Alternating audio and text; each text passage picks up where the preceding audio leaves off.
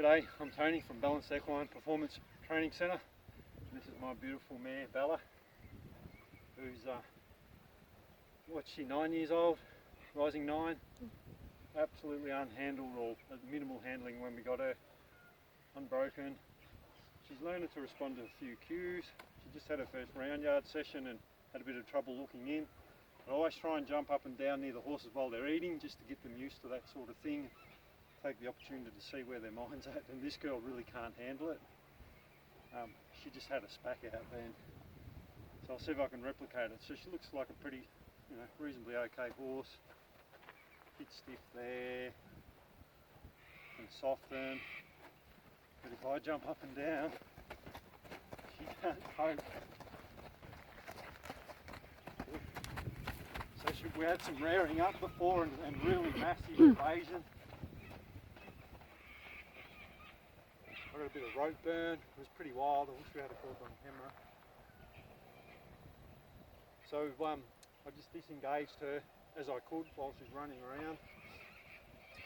Disengaging is great. It takes the power out of them. So if they're trying to rear or run off and you can control the hindquarter, which is something Anne's taught her already in her groundwork, you can avoid a situation where they bolt and get away from you and learn a bad habit.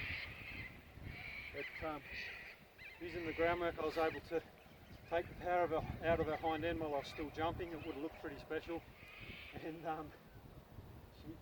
jump until she stopped, basically. So she learned that running away didn't help, and then doing the opposite to her instincts did.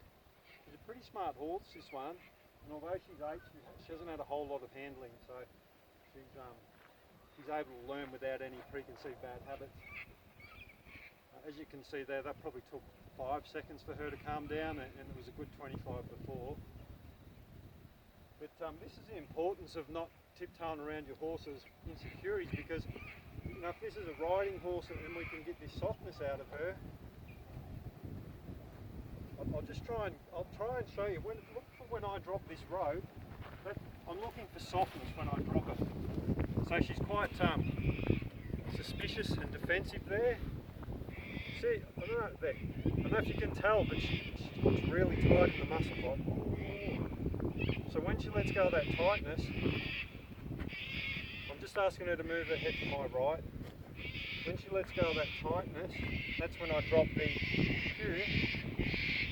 And it's because she's got a little bit less defensive, and setting that pattern up, they sort of work out that when they relax, things go away, or we plant that seed. So what I was saying was, at the start of this video, I was able to get her, see she's quite suspicious there.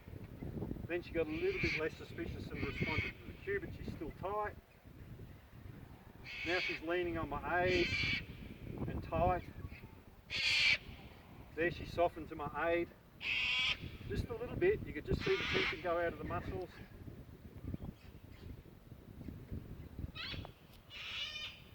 So just watch for the stiffness in her neck and eye that you can see.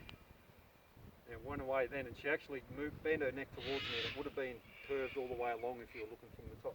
So this is a horse who's dropped all of her defensiveness. So this might be what your horse is like when it's just going up the trail, quite relaxed.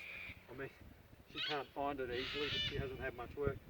But I'm just trying to paint a picture of trail riding your horse or doing a dressage, and they're relaxed, they're loose.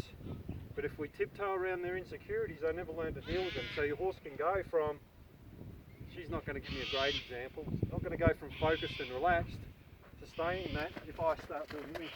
And that's no difference than someone clapping after your dressage test, or a car approaching when you're on a trail ride. We're on camera, miss, where's your manners? You can tiptoe around it all you like without fixing it, or you can appreciate that it's there. There's that softness I was talking about, and her eye even softened there. And you can appreciate that it's there and help them learn to deal when things aren't stacked in their favour.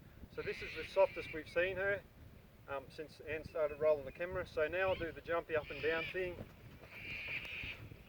That was great. She probably only moved a few paces there backwards before she stopped. Now I stopped as a way of showing her that she went from evasion to a little bit less evasive, like, hey, whoa, hang on. And as soon as the mindset changes, if we take away the thing that worries them, we can encourage them to start thinking rather than reacting. If we don't pay any attention And I'll see if I can set it up again. Well, you can see how effective it is. I really wish we had got the first one because she was rank. She looked like she was going to run straight to the rodeo. I've lost my train of thought. But yeah, if we stop, if we don't pay attention, that's right, to what we're doing that worries them or what worries them, and it goes away while they're defensive, then we feed their paranoia that they think, hang on, that thing was scary and I ran away and then it went away. But if we can just manage it so we keep it on until their mindset change just a little bit and stop, then we can teach them to be brave. And as you can see, the reaction is just almost eradicated already in 4 or 5 repetitions. So we got our soft horse. She's a little suspicious. She's beautiful and soft to the rein there, and I've got her eye so easily. That's fantastic. Now I jump, feet stop moving, and she looks at me. So that's a really good example, I thought, of how pressure and release can be used with a fair bit of thought to really help your horse.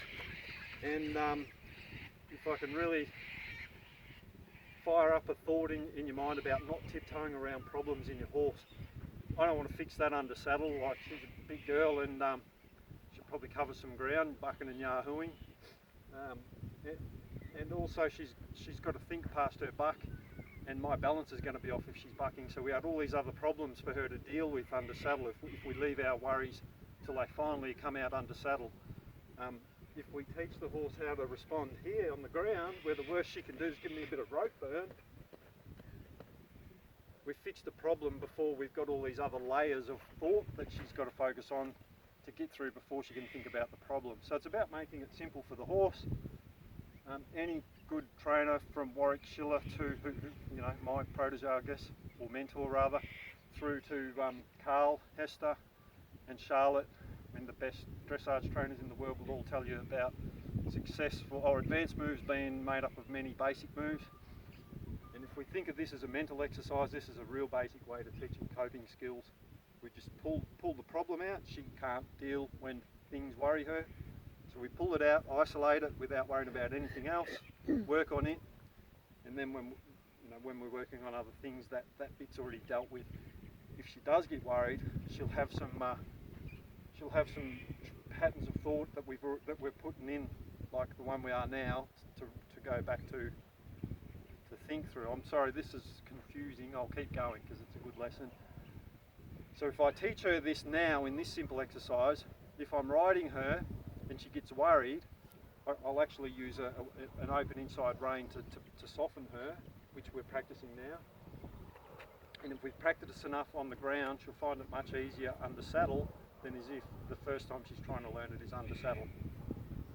I hope that wasn't too confusing. If it was, please go back and watch it a few times and try and pick up the message, because I think it's a good one. And thanks, Bella, that was a beautiful display.